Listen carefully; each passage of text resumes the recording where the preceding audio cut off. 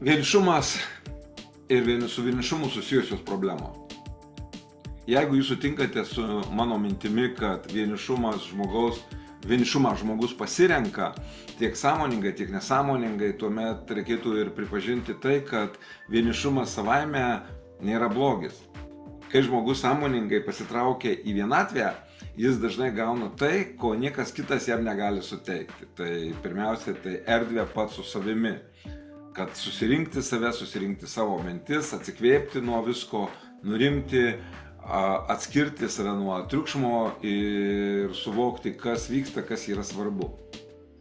Tai vertinga iš tikrųjų būsena. Ir tai gali pasakyti pirmiausiai žvejai, ir aišku, ne tik žvejai, visi, kurie moka tą laiką išnaudoti, kas gamtoje, kas dar kažkur. Tačiau yra ir kita vienatvės pusė. Ta, apie kurią žmonės kalba iš tikrųjų labai mažai. Ta, kuri prasideda visiškai nepastebimai, nuo kažkokio tai laikino atsitraukimo ir baigėsi giliu ir ilgu atsiribojimu. Būsena, kuri tampa įpročiu, kurioje užsidaroma ne tam, kad po kažkurio laiko vėl atsistotume, o tam, kad galiausiai visai nebepakiltume. Ir kas, jeigu vienišumas, tai nėra nelaimė, dar kartą pasikartosiu, o tai tik tam tikra susidariusių faktorių visuma, pasekmė. Nesilpnumo ženklas, o tik vidinės griūties tam tikras požymis. Ne būsena, o įpročiai ir taip ir neišmokti santykiai ryšiai su savimi ir kitais žmonėmis. Apie šią temą verta kalbėti ir tai iš tikrųjų labai svarbu, nes vienišumas tyliai ir palengva žmogų naikina. Jo nepastebėsi nuotraukose, nepastebėsi socialiniuose tinkluose, jis neturi jokių žaizdų, bet vienišas žmogus viduje pamažu nyksta. Kartais tai trunka metus ir niekas to nepastebi. Kartais nepastebi netgi jis pats. Ir tik tada, kai kūnas pradeda sirgti, kai psichika užstringa, kai gyvenimas pasidaro toks, jog žmogus neišlipa iš tos vienatvės, ji tampa užburtų ratu, tada žmogus pradeda suprasti, kad problema jau nebe išorė, ne kituose žmonėse ar aplinkoje, situacijoje, o jo viduje. Kodėl verta iš tikrųjų apie tai kalbėti? Nes tai, kaip jau suprantate, ne vieno žmogaus problema. Tai tapo tam tikra pandemija. Ir jinai išryškėjo per šį karantiną, dar ir sustiprėjo, nors prie to prisideda daugelis dalykų ir tas pats socialiniai tinklai ir internetas, netgi dirbtinas intelektas prie to prisideda. Tikriausiai jūs nežinojote, kad vienišumo poveikis žmogui yra toks stiprus, kad atstoja 15 surūkytų cigarečių per dieną. Čia iš blogosios pusės. Ir tai galite pasitikrinti, šitas sulyginimas, tai faktai. Ilgalaikis vienišumas didina širdies ligas, insultą, demenciją, depresiją, net ankstyvos mirties rizika taip pat susijusi su tuo ir jau skaičiuojama procentais, kaip tai lemia. Kaip atsiranda vienišumo įprotis? Viskas prasideda ne nuo žmonių trūkumo, nes žmogus gali būti tarp kitų žmonių ir turėti porą, ir kolektyvę būtų, ir šeimą turėti, bet nuo to, kad vienas kartą kažkam atsidavė ir buvai atstumtas. Vieną kartą kažką išdrįsai ir tave išjuokė, vieną kartą atsivėrė ir likai visiškai nesuprastas. Tai galima būti ir dideliam, ir mažame žmonių rate ir vis tiek būti vienišu. Tokiais atvejais pasąmonėje įsijungia modelis. Geriau mažiau kontaktų, negu vėl būti nesuprastam ir įskaudytam. Ir pradedam gyventi tarsi labai protingai, su savo apsaugomis, be gilumo, be rizikos, paviršutiniškai. Vienišumas išsivysto iš įpročio vengti nepatogių pokalbių, vengti intymumo, vengti vertinimo, kritikos, baimė pažvelgti į save tarp kitų, ji žmogaus nepripažįstama, kartais netgi visiškai nestipri, bet jinai valdo, jinai veikia ir žmogus priima savo visiškai nepatogius ir nereikalingus sprendimus. Tai tampa įpročiu ir tada gyvenimas prisitaiko ir santykiai tampa visiškai mūsų paviršutiniški su kitais. Darbas mechaniškas, laisvalaikis toks skurdus, slopinamas pastoviai. Mes vis dar bendraujam, bet tarsi per tam tikrą atstumą, be jausmų, tarsi per kažkokią sieną ar stiklą. Žmogus tai mes tampam neprieinami net patys savo. Bet yra ir dar klastingesnis dalykas, tai vienišumo antrinė nauda. Ši problema dažnai suteikia žmogui tokią naudą, iš kurios jis tik dar labiau neišeina iš savo vienišumo ratų. Jis suteikia tam ratui energijos ir mus laiko tame. Antrinė nauda leidžia išvengti atsakomybės. Jei nieko nėra, niekas negali įžeisti. Jei nesi su nieko artimas, niekas negali tavęs palikti. Taip saugiau, taip patogiau. Bet taip įprantama iki tiek, kad lėtai užsidarom nuo žmonių. Tarsi uždarom visas duris ir gyvenam tokiam siaurame, renkštame futliare. Ir tą pastebim, kaip minėjau, ne taip ir iš karto. Iš kur atsiranda tokia būsena? Netektis, skyrybos, persikraustymas į kitą šalį, perėjimas į kitokį darbo kolektyvą, nesėkminga karjera, nesibaigiančios pastangos įtikti tėvams, sutuoktiniui, vadovui, net kartais vaikams. Kartais tai vienas didelis įvykis, o kartais daugybė mažų nusivylimų per gyvenimą, kurie palengva išmoko. Nebūk per daug kitiems, nereikalauk, nesitikėk. Ir tada pradedam gyventi pagal vieną vienintelį modelį. Būti maloniu, bet ne artimu. Būti reikalingu, bet nematomu. Būti funkcija, bet ne žmogumi. Ar išeiti iš to galima? Aišku, kad galima. Pirmas žingsnis tai ne kontaktų plėtra. Pirmas žingsnis tai vidinis sąžiningas prisipažinimas savo, koks aš esu, kai niekas manęs nemato. Ką apie save galvoju? Ar manau, kad esu vertas būti mylimas? Paklauskit savęs. Ar aš išvis žinau, koks aš ir kas aš, kai niekam nieko nevaidinu? Taip, reikia peržiūrėti savo įsitikinimus ir tai iš tikrųjų labai svarbu pamatyti, kokios tavo vertybės, kas tave kur traukia ir veda, kokios nuotaikos, kokie nusiteikimai laiko atskirtyje nuo kitų. Ir kodėl taip sunku, nori, bet sunku eiti pas žmonės, rasti tą svarbiausią žmogų. Gal tai nesąmoningos frazės, kurias kartojo nuo paauglystės. Aš neįdomus, manęs niekas negirdi, niekas nenori pamatyti manęs tikro. Ir tai iš tikrųjų netiesos. Tai tokios savotiškai užšaldytos praeities nuotrupos. Jos nebeturi galios, kai jas iš tikrųjų pradedam matyti, kai mes suvokiam tai. Jos nustoja mus veikti, bent jau iš dalies. Tada seka vertybių peržiūra, kaip sakiau, ir tai, ko iš gyvenimo noriu, kaip aš gyvenu ir kaip aš tai darau, kad tai būtų. Ar mano kasdienybė palaiko mano gilų poreikį būti reikalingu, kurti, mylėti, bendrauti? Jei ne, tai koks mažas žingsnis šiandien gali mane priartinti prie viso to, ko man reikia?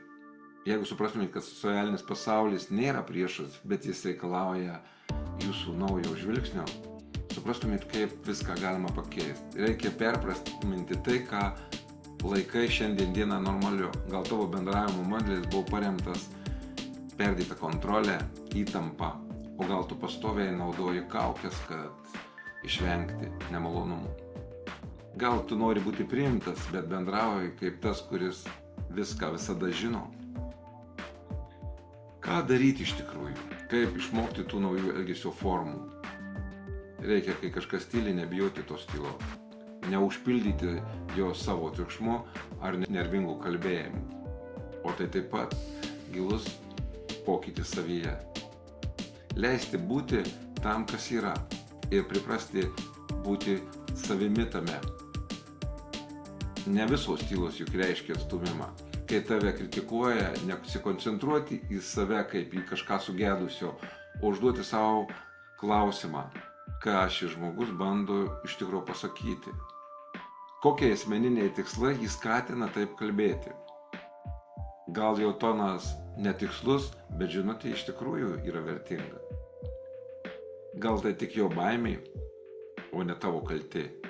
Ir jis projektuoja savo nepilnavertiškumą į kitus, šiuo momentu į tave. Taigi, kai jauti tokios situacijos, kad nori bėgti, tiesiog sustok. Atsisėsk ar atsistok, ramiai įkvėp, leis savo šią pauzę ir paklaus savęs, ko dabar bijau. Ir pamatysi, kad dažnai tai ne žmogaus, o to, ką šalia jo pats pradedi jausti. Kai užsidarai, įvertink tai ne kaip silpnumą, o kaip signalą, kad kažko tau iš tikrųjų toje situacijoje labai trūksta arba reikia. Ir tai galbūt reiškia priešingai, kad reikia ne atšalimo ar atsitraukimo, o švelnumo, artumo, pripažinimo. Ir tokiais atvejais neteisink savo gynybinių reakcijų tiesiog charakteriu. Tau tiesiog reikia išmokti naujo reakcijų, naujo elgesio modelio, o su tavo asmenybė viskas yra iš tikrųjų ok. Tai ne tavo esmė, tai tavo išmoktas šarvas, o šarvai saugo, bet neleidžia apkabinti, pažinti. Tai tik tavo senas atsakas į senus šešėlius. Ir kai supranti, tu gali rinktis viską daryti kitaip. Bet pirmiausia, jeigu pasirinksi save, tikrą su visom savo baimėm, trapumais, lūkesčiais, ir kai tai padarysi, pastebėsi, kad pasaulis pradeda su tavim bendrauti kitaip. Ir čia tik pasidalinu keliomis mintimis, nesu čia tam, kad tave įkvėpčiau, nuraminčiau, pavedžiočiau dar keliais papildomais labirintais, praplėsdamas tavo suvokimą ir praplėsdamas tavo tuos labirintus tavo galvoje.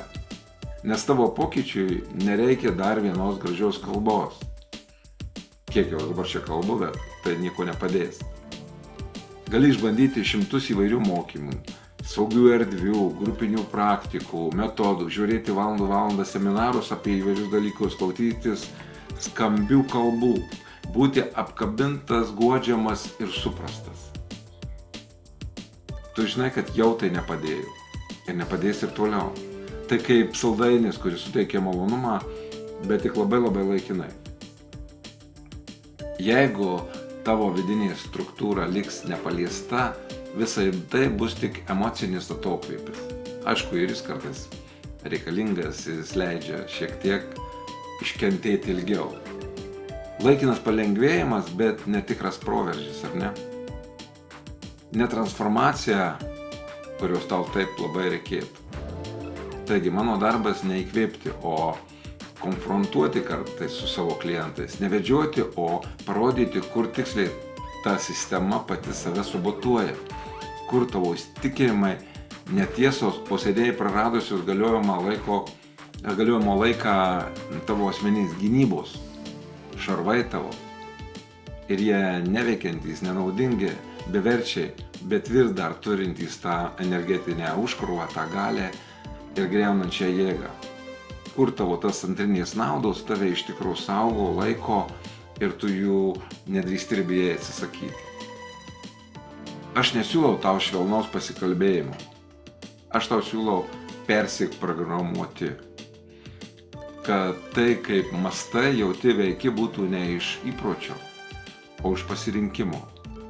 Ir tik tada, kai ateina suvokimas, kai kitas jausmas užpildo tave, pradedi rinkti save ir viskas aplinkui ima keistis. Pasaulis reaguoja į tave tokį, kokiu tu savo leidi būti. Ir čia ne mano žodžiai, tie skambų žodžiai, kurie kartuojasi internete.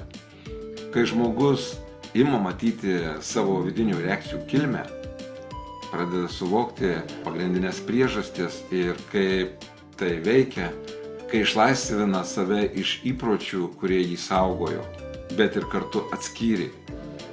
Tuomet prasideda iš tikrųjų didysis pokytis. Ir ne tik tai jausmuose, bet ir gyvenimo kokybėje, kryptyje ir rezultatuose. kartais užtenka tik tai vieno gero klausimo, kartais vienos vidinės kelionės, kartais vienos tylos, kurie pagaliau žmogus atranda momentą išgirsti save. Ir tada atrandi, kad gali būti ne vienas, nes pagaliau esi viduje su to, kas tikra. Žmonės siūlys tau, patarinės, konsultuos, mokins, auklės, statys tave į vietą. Ir žinai ką, daugeliu atveju tai neveiks. Netgi kaip ir dabar mano šitas pokalbis vargu padarys kažkokį didesnį pokytį. Gali vaikščioti pas 10 specialistų, gali žiūrėti valandomis seminarus, skaityti knygas, analizuoti taip, lašas po lašo ir akmenį pratašo. Galbūt kažkada tai persijungs, bet gali ir nesulaukti ir vis tiek likti ten, kur esi. Ir ne todėl, kad tu silpnas, o todėl, kad niekas nepasieks tavo branduolio, jei nedrįsi pažiūrėti ten pats. Pokytis juk neateina taip greitai per žinias, jis ateina per vidinius atradimus, vidinius suvokimus ir išjautimus naujai tų realių dalykų. O tai reiškia, kad yra metodai, kurie tau padės pamatyti savo nesąmoningus įsitikinimus, baimės ir tas ribas. Ir ne tam, kad apie juos kalbėtum, o tam, kad juos imtum ir transformuotum savo viduje. Tai nėra metų metus trunkantis sėdėjimas pas specialistą. Tai tavo treniruoti, tavo mąstymui, tavo elgsenai, tavo naujiems rezultatams, tavo naujam savęs priėmimui, tavo naujam gyvenimui, jeigu nori. Ir šiandien galbūt tiek, o pabaigai, ką svarbiausia jums iš šito viso ištraukti ir atsiminti. Tai vienišumas dažnai slepia gilę, nesuvoktą emociją, atskirtį, kuri gali tęstis metų metus. Ji dažnai prasideda nuo nusivylimo ar traumos ir virsta pasąmoniniu pasirinkimu vengti ryšio, kad išvengtum skausmo. Vienišumas turi antrinę naudą. Niekas tavęs nesužeidžia, bet ir niekas tavęs nepasiekia. Vienatvė nėra problema, jei iš jos grįžti. Problema tada, kai iš jos nebegrįžtama. Tikras pokytis nevyksta per žinias ar geresnį supratimą. Jis vyksta tada, kada esi pasiruošęs perraštyti savo vidinį pasaulį, mąstyseną, reakcijas, savęs suvokimą. Reikia ne švelnumo, kad tai įvyktų, o drąsos. Ne dar vienos teorijos, o aiškaus kryptingo veiksmo. Ir tik tada, kai pradedi rinktis save, pasaulis pradeda rinktis tave. Jeigu tai jauti, kad tavo laikas jau, kad tau dabar to reikia, veik. Ne dėl to, kad kažkas sakė, ne dėl to, kad aš sakiau, o dėl to, kad pagaliau išgirdai kažkur šitame visame pokalbyje save. Ir variantų, kaip pradėti, yra labai daug. O vieną variantą rasi po šituo video. Apačioje aš būtinai pasidalinsiu savo koordinatėmis. Iki pasimatymų.